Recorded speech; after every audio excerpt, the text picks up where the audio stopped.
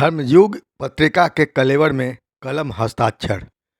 आपको याद होगा, एक जमाने में धर्मवीर भारती के संपादन में धर्मयुग साप्ताहिक पत्रिका मुंबई से प्रकाशित हुआ करती थी। इस धर्मयुग पत्रिका के प्रकाशन का बंद हुए एक युग हो गया, किंतु जिन्होंने इस पत्रिका को देखा है उनकी स्मृति में आज भी वह पत्रिका जिंदा है और कहीं न कहीं से उसकी याद आज आ ही जाती है। 8वें दशक में वरिष्ठ कथाकार रॉबिन सपुष्प से ली गई मेरी भेंट वार्ता इसी धर्मयुग पत्रिका में प्रकाशित हुई थी और आज भी वह अंक मेरे पास सुरक्षित है। मध्य प्रदेश इंदौर और भोपाल से कई सुसज्जित पत्रिकाएं प्रकाशित हो रही है। इन्हीं पत्रिकाओं के बीच पिछले 2 साल से लगातार प्रकाशित हो रही मासिक हिंदी पत्रिका कलम हस्ताक्षर को जब से हमने देखा है, उसकी साज सज्जा से लेकर श्रेष्ठ रचनाओं की प्रस्तुति तक मन को मोह लेता है और सहसा ही हमारी स्मृति में वह धर्मयुग पत्रिका जीवंत हो उठती है।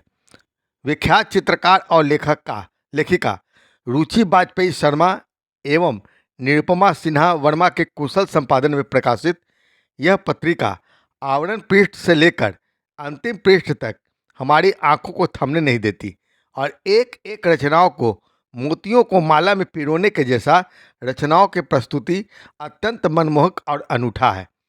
कम से कम लघु पत्रिकाओं के बीच ऐसी साज सज्जा से सुसज्जित परिपूर्ण पत्रिकाएं जिसमें नए पुराने रचनाकारों को निष्पक्ष और बिना भेदभाव के साथ शामिल किया गया हो, बहुत कम देखने को मिलती है। कभी इसका हार्ड कॉपी भी निकला करती थी। कोरोना काल के बाद कई मुख्य धारा की पत्रिकाएं भी हार्ड कॉपी से ई पत्रिका में उतर आई है। कागज की खपत बचाने के ख्याल से रेल मंत्रालय द्वारा प्रकाशित रेल राजभाषा पत्रिका भी ई मासिक पत्रिका के रूप में प्रकाशित हो रही है। मुद्रित और ई पत्रिकाएं की अपनी अपना अलग अलग विशेषता है, किंतु यह सच है कि हार्ड कॉपी से अधिक देखी और पढ़ी जाने वाली पत्रिका सोशल मीडिया के द्वारा ही पाठकों के बीच उपलब्ध है और इस तरह की पत्रिकाएं तभी पढ़ी जा सकती है जब उसमें रचनाएं बहुत स्तरीय हो और उसे कलात्मक ढंग से प्रस्तुत किया जाए। इस महीने से कलम हस्ताक्षर लघु पत्रिकाओं की भीड़ में अलग पहचान बनाने में लगी हुई है और इस पत्रिका में नए लेखकों से लेकर देश के विख्यात रचनाकार तक प्रकाशित होकर गर्व का अनुभव महसूस कर रहे हैं। संपादक प्रकाशक के अनुसार यह पत्रिका बहुत जल्द ही पुनः हार्ड कॉपी में हमारे सामने उपलब्ध होंगी। बीच बीच इसके हार्ड कॉपी भी निकलते रहे हैं। अब आइए हम इस पत्रिका के भीतर थोड़ी ताक झांक कर ले ताकि आपको पत्रिका के बारे में पूरी जानकारी मिल सके। इस पत्रिका का प्रत्येक पृष्ठ संभाल कर रखने लायक और संग्रहणीय बन पड़ा है और ऐसा इसलिए भी है कि इसकी संपादिका स्वयं कुशल चित्रकार है। कलम हस्ताक्षर का यह अंक यानी अक्टूबर 2023 तीसरे वर्ष का पहला अंक है। भावनाओं को शाब्दिक अभिव्यक्ति देती हुई यह पत्रिका साहित्य की विविध विधाओं को अपने में समेट रखी है। संपादकीय में इन बातों का ही उल्लेख मिलता है। यह सफ़रनामा जिस तरह अपनी नवजात को पहली बार सामने देखकर खुशियों के हजारों झुनझुने बजे उठते हैं, आंखों को उसकी एक झलक से सुकून मिल जाता है और एक हल्की सी मुस्कुराहट जैसे दिल को ऊपर तक खुशियों से भर देती है। बस ऐसी ही एहसासों से गुजरते गुजरते यह खूबसूरत पड़ाव आ गया जैसे बच्चा गोद में उठाकर उंगली के सहारे आगे बढ़ आया है। यह जज्बात बस पत्रिका के साथ जुड़े सफ़र ने दिए, उसे शब्दों के माला में पिरोना आसान नहीं है। दरअसल किसी भी लघु पत्रिका के लिए इतनी लंबी दूरी तय कर पाना आसान नहीं होता। यह तो संपादक प्रकाशक का जुनून है कि तमाम अवरोधों और व्यवस्थाओं के बावजूद पत्रिका के प्रकाशन को जारी रखा है और उनका उत्साह तनिक भी कम नहीं है। इस प्रकार संपादक रुचि वाजपेयी शर्मा ने बहुत ही खूबसूरत अंदाज में लिखा भी है कि महबूब इंतजार में हो तो वही धड़कन नज़में गुनगुनाए रहती है और बेवफा हो गया हो तो वही धड़कन दीवारों से लिपट कर रोती है। चांद से बेहतर यह ज़मीन क्यों ना होगी, क्योंकि हर दिल का चांद इस ज़मीन पर ही तो तशरीफ़ रखे हुए है। वाह, क्या खूबसूरत अंदाज है अपने दिल की बातों को पाठकों के सामने रखने का। इसलिए तो इस पत्रिका को सबसे पहले पढ़ने वाली यदि कोई सामग्री है तो वह है संपादकीय।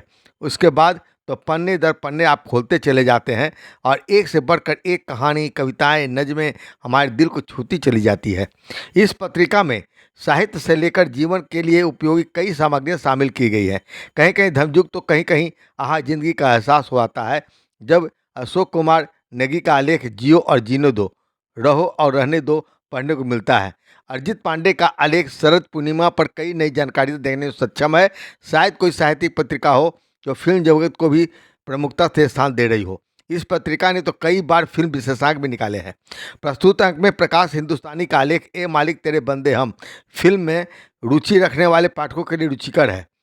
पुस्तक समीक्षा भी कई पत्रिकाएं फिलर के तौर पर प्रयोग करती है, जबकि इस पत्रिका में पुस्तक समीक्षा है एक आलेख की तरह प्रकाशित हुआ है। मौन मुखर है पुस्तक पर अच्छी समीक्षात्मक टिप्पणी दिया गया है, अंजू निगम ने दिया है। ठीक इसी तरह अन्य पत्रिकाओं से हटकर इस पत्रिका में साहित्यिक खबरें भी किसी भी साहित्यिक सामग्री से कमतर नहीं दिख पड़ती है, जिसे आलेख, कविता और कहानी की तरफ प्रमुखता से स्थान दिया गया है। इस अंक में अशोक अंजुम की पुस्तक के लोकार्पण की खबर विस्तार से प्रकाशित है, तो दूसरी तरफ सिद्धेश्वर द्वारा आयोजित ऑनलाइन परिचर्चा भारत अब इंडिया नहीं को भी प्रमुखता से स्थान दिया गया है, जिसमें अपूर्व कुमार, विजयानंद विजय, रजनी श्रीवास्तव, अनंता, इंदु उपाध्याय, सपना चंद्रा, मुरारी मधुकर, नरेश चंद्रिका व्यास और डॉक्टर अनुज प्रभात के विचार प्रमुखता से शामिल किए गए हैं। कविता की तरह कवि लघु कथाओं को भी प्रमुखता से स्थान दी गई है। इस अंक में प्रभावकारी लघु कथा है राजप्रिया रानी की वक्त की मार। राजप्रिया रानी की लिखी हुई कविता जिंदगी के मायने बदल रही है आज, नसीहतों की भीड़ लग रही है आज, तोड़ने से पहले ही बता देते वजन, कौड़ी के भाव बिकती सांस है आज, सामाजिक विसंगतियों पर बखूबी उजागर करती है।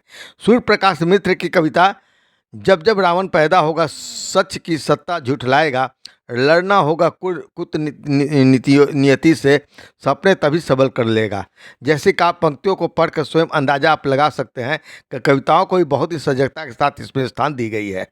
भूप सिंह भारती, लाल देवेंद्र कुमार, प्रभुनाथ शुक्ला, आर्याना मिश्रा, ललिता मिश्रा, डॉक्टर रश्मि की कविताएं, महेश कुमार केसरी की कहानी धूप के जैसे मुलायम है, कांता राय की कहानी मोह के आगे भी पठनीय बन पड़ी है, और इस अंक की उपलब्धि है अनुपम गुप्ता द्वारा लिखी गई किशोर दा पर आलेख।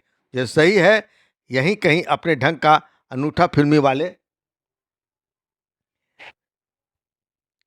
यह आलेख इसमें प्रकाशित की गई है। दूसरी तरफ विक्रम सोनी ने एक जगह लिखा था कि पत्रिका वही श्रेष्ठ होती है जिससे पाठक पहला पन्ना पलटने से लेकर अंतिम पन्ना तक अपलक निहारता रह जाता है। इसके आगे मैं यह कहना चाहूँगा कि वही पत्रिका श्रेष्ठ है जो आलोचक समीक्षक की नज़रिया में भले ही थोड़ी कमतर दिखे, किंतु पाठकों के हृदय में उससे पत्रिका में प्रकाशित कम से कम 70% रचनाएं पाठकों के हृदय को छू जाए। इस मायने से कलम हस्ताक्षर को मैं लघु पत्रिकाओं की भीड़ में एक अनिवार्य पत्रिका के रूप में देखता हूँ। इसका मूल्य निर्धारित तो नहीं है, किंतु हार्ड कॉपी प्रकाशित होने पर निश्चित तौर पर यह तय किया जाएगा। तब तक सोशल मीडिया पर यह पत्रिकाएं खूब पढ़ी जा रही है।